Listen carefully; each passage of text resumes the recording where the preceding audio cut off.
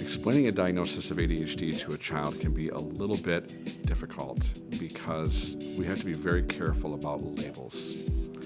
And I think it's very easy to focus on the difficulties that ADHD brings without really bringing to light some of the benefits. So I think children with ADHD are tremendously creative and gifted. And I think they're awesome kids. They have a lot of energy. They have a lot to bring. They're fun to play with. One thing I'd like to remind them is, there are some struggles right now with paying attention in class or not fidgeting or some impulse controls. That's a pretty normal thing.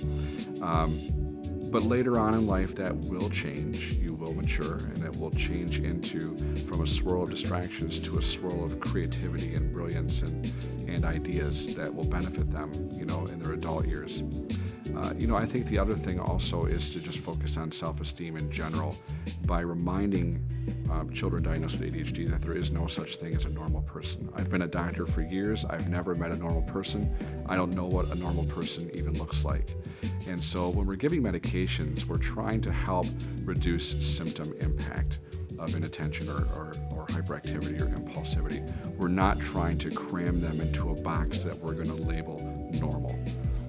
Because the world would be boring if we were all the same. So when I make the diagnosis, I'm focusing on less the actual wording and the actual diagnosis, and more I'm focusing on more of the specific struggles and how the medications work.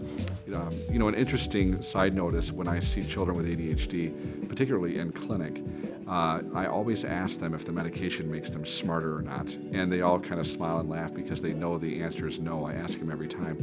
And if I forget to ask them, they remind me to ask them because it's so important. They know that they are smart, they are brilliant, they're fantastic, and we're not trying to make them a different person. We're just trying to make life a little bit easier.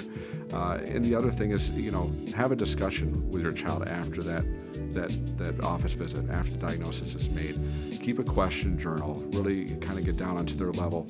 And if there's some questions or there's some reservations or you feel like this didn't go well, come back in and have a discussion, schedule a little bit longer visit. Let us spend some time with your child going over these things. If it really is a problem and there's some self-esteem issues attached to the diagnosis, we want to break through those as early as possible. And this is where our counselors can get involved to better understand, what does that mean to them? What does the diagnosis mean to them, and how do they feel about it? I think that this is a great question. It's absolutely something we should address. It should never be ignored.